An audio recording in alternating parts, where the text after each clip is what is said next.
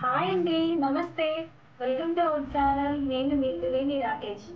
ఈరోజు ఈ వీడియోలో simple and easy recipe, Karnataka special recipe chitranna. ఆంధ్రాలో దీన్ని నిమ్మకాయ పులిహోర అంటారు. పిల్లలు పెద్దలు ఇష్టపడిన వాళ్ళు ఎవరు ఉండరు. మరి ఇప్పుడు దాన్ని ఎలా తయారు చేయాలో చూద్దామా. ముందుగా నేను రైస్ ఉడికించుకొని ఇలా ప్లేట్లో తీసుకున్నాను. అది కొద్దిగా ఆరాక పొడి పొడిగా వస్తుంది. రైస్ చాలా టేస్టీగా ఉంటుంది.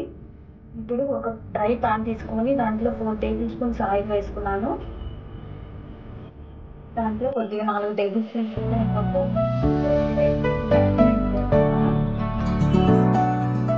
అవి కొద్దిగా దూరగా వేయించుకొని ఒక బౌల్లో ట్రాన్స్ఫర్ చేసుకొని శనగబెడలు 2 టేబుల్ స్పూన్ల మినపప్పు, 1 టేబుల్ స్పూన్ ఆవాలు, కొద్దిగా కరివేపాకు, చిటికెడు ఇంగువ, చిన్నగా ముక్కలుగా తరిగి పెట్టుకున్న ఆనియన్ వేసి 8 పచ్చిమిరపకాయలు చిన్నగా ముక్కలుగా తరిగి పెట్టుకొని అది కూడా వేసాను.